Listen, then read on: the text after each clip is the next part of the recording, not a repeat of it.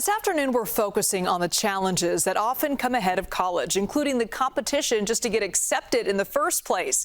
A Bay Area lawmaker is pushing to get rid of what's called the legacy admissions. That's when someone is admitted if their parents attended the school or maybe made a donation. Cal State, UC, and community college campuses don't consider donors or alumni in admission decisions, but other schools do. In the fall of 2022, more than 13% of admitted students at Stanford and Santa Clara universities had ties to donors or alumni. Our Kevin Coe has reaction about this push to level the playing field and the potential consequences.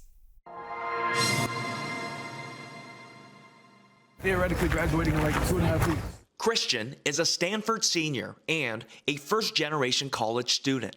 A legacy admission was never possible for students like him. As someone who doesn't have anyone in my family who went to college, doesn't really feel fair, especially since they just got rid of affirmative action, right? So they're not even trying to get people from communities like mine who don't have access to this anymore. The little thing that was giving us a little bit of equity has been removed. In fact, Assembly Bill 1780 is a response to the U.S. Supreme Court's ruling last summer, which banned race considerations in the college admissions process. It aims to end legacy admission practices at California colleges and universities, and could lead to financial penalties for schools continuing to do so. I think the irony with legacy admissions is legacy admissions helps the families who absolutely need the least amount of help in this country. They are at the top 1%. They earn over $600,000 a year. Right now, it is absolutely odd that we are trying to have a policy that helps them. This study last year by Opportunity Insights, based at Harvard University, showed Ivy Plus colleges like Stanford are more than twice as likely to admit a student from a high-income family compared to low or middle-income families with comparable test scores. Isaiah is a Stanford senior who believes admissions should be based on merit, but he is concerned about the potential financial consequences of the bill. The reality of the situation is that, okay, people who donate and people who loan and, give these assets to schools like these, they want their kids to come here. And to be honest with you, I'm a low-income student, so my funding, my scholarship, comes from those donors. 2/3 of the endowments that the university has is used for financial aid. And any concern on this end? I don't believe that the bill is structured to have an impact on financial aid. If you're asking whether it's okay for people to buy their way into Stanford, I don't know that I would think that's okay, and I don't think that Stanford would think that's okay. There's something that one of the upperclassmen told me when I was a freshman. They were a lot of people here actually just got money, and you actually had to overcome much greater obstacles than they ever did to get here. Christian is in full support of Assembly Bill 1780. I am in support of removing it because I think if you should be here, you'll be able to get here on your merit and not based on the fact that your parents gave money to the school. With his graduation in a matter of weeks, he says it's not even about him at this point, but about equity for those still trying to make it here. Colorado and Virginia each have bans on legacy admissions at public universities and colleges. Maryland banned them at both private and public institutions. And like California, New York has proposed a ban to end legacy admissions at public and private campuses. Still ahead, more from our conversation with Assemblymember Phil Tang about what inspired him to work toward banning legacy admissions. Plus, another big issue facing incoming college kids, the money. How glitches with financial aid from the federal government have left some in limbo.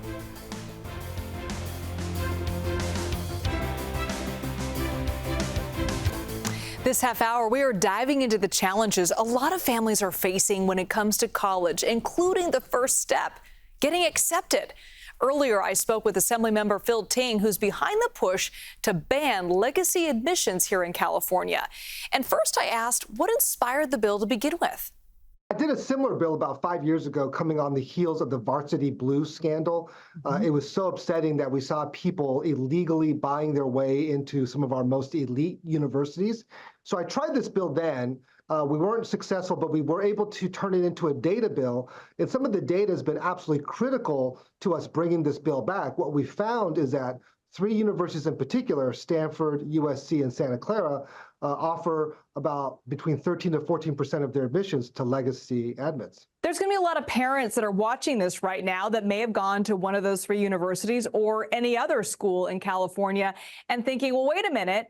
I went to that school. I'm in good standing. I may not have given a library, but maybe I volunteer my time or I write a small check every year with the hope that if my child meets the criteria academically wise, if they got the grades, they got the test scores, if they got the extracurriculars, that they should have a little bit of a boost to get into those schools.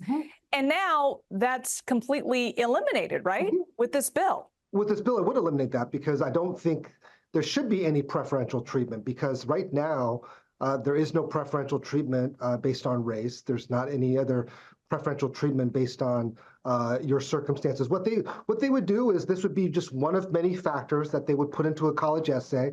Just like if you play sports, you play an instrument, you are a math champion, maybe you play varsity basketball.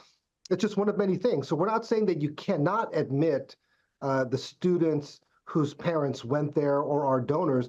What we're saying is you just can't give them preferential treatment. So just to give you a sense, you know, for those schools that offer between 13 to 14% of legacy admits, their African-American admits are half or less than half of that, and their Latino students almost match the number of legacy admits. So you really see how large a category this is for those three universities. What about the fact, though, that some of those alumni associations, all of them, in fact, contribute to the financial aid that's given out to students to attend those universities? If you start to not admit the alumni's children, is there some concern that some of those coffers would go down because, frankly, they would see no incentive to donate? I hope the incentive to donate is because they had a wonderful experience at that university, and then that's why they're donating, not because they're trying to buy their admissions for their children into school. So what's next when it comes to this bill? What do you want to see happen next? So the bill now has left the Assembly, goes to the Senate. We have till the end of August to get it out of the Senate and to the governor's desk. The governor would have all of September to decide whether he would sign or veto it. I feel very hopeful that this bill will get to the governor. We've had really good discussions. Again, I know the universities have some concerns. We're happy to continue to discuss and work with them. But ultimately, I think alumni give to the university because they believe in the university. They support the mission. They support the goals. They had a great experience going there. And I would hope that that would continue. Again, this is really about making sure we have fair play.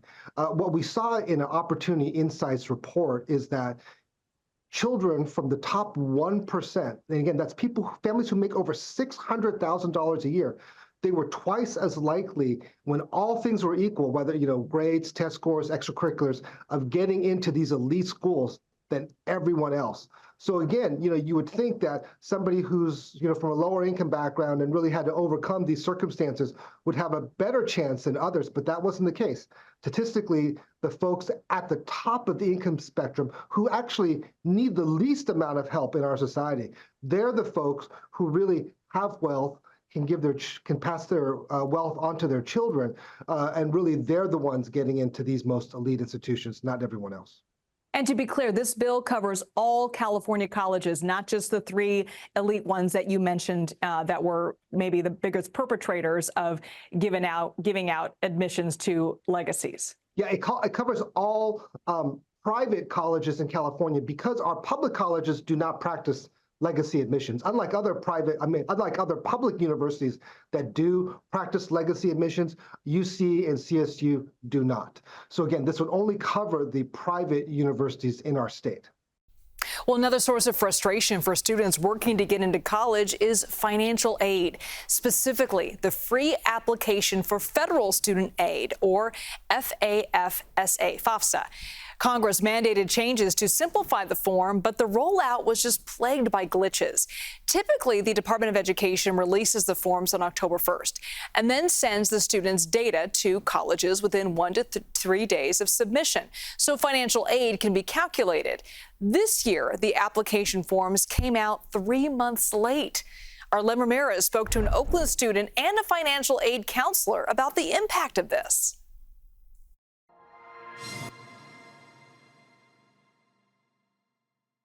Marleja Hackett is a senior at Fremont High School in Oakland, with her sights set on entering college in just a few months.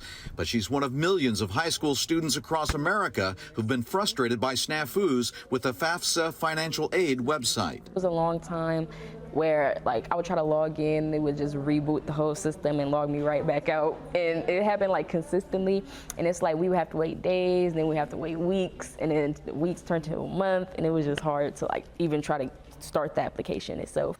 A new FAFSA website, which was supposed to simplify the process, rolled out to students in January, months behind schedule and still not fully ready. The U.S. Department of Education was building an airplane while flying it to its destination and crashing it several times along the way. Financial aid expert Mark Kantrowitz says system glitches affected 4 out of every 10 students who applied for financial aid, and could be why there are 2.6 million fewer FAFSA applications so far this year than last. So the FAFSA fiasco is not just affecting students and their families, it's also affecting colleges. Some colleges are going to see a significant decline in college enrollment, enough that it may force them to close permanently. Now, California did push back the deadline to apply for state aid by a month, and both UC and Cal State extended their deadlines for students to commit to enrolling.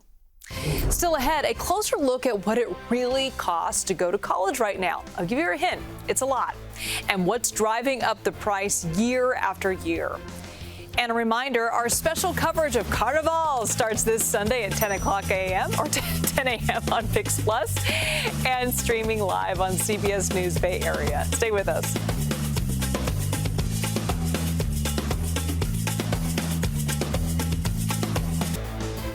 This afternoon, we're talking about the challenges that come with getting into and, of course, paying for higher education here in California. The costs are rising everywhere. CBS reporter Carter Evans breaks down the numbers and why they keep going up. I knew that college was going to be quite expensive no matter where I went. Freshman Talia Day is among 1,700 students currently enrolled at Pomona College, a prestigious school with a hefty price tag. Gabrielle Starr is Pomona's president. Every time we raise tuition, it doesn't feel good. Between 1980 and 2023, the average price of college tuition, fees, and room and board in the U.S. skyrocketed 155%. Right now, the average tuition for private colleges is more than $41,000 a year. What would you say is the single biggest expense? Single biggest expense is people. Many colleges and universities now operate like small cities, and critics say that's led to administrative bloat. There are now 3 times as many administrators and staffers as there are teaching faculty at leading schools. Demand for degrees is also driving up costs. I feel like young people have gotten the sense that in order to be a part of the American dream today, you have to have your bachelor's degree diploma hanging on the wall. Economist Beth Akers says easy access to loans compounds the problem. We can't just be telling people a bachelor's degree at any cost is the golden ticket. And so people are signing on the dotted line, basically at whatever price it takes to get them in and through. So what's the solution here? If we get students and their parents to think about what am I paying here versus what am I getting, then we really force institutions to, check themselves. But even at the same school, the actual cost can be different for each student. We give out a lot of financial aid. At Pomona, 58% of students get some sort of aid, bringing their tuition closer to $16,000 a year. But many still rely on loans that will take years to pay back. Is it worth it? All of the studies show that if you graduate from college, it's worth it. It's worth it in terms of the salary that you earn, and it's worth it in terms of the other opportunities that it opens to you. Carter Evans, CBS News, Claremont, California.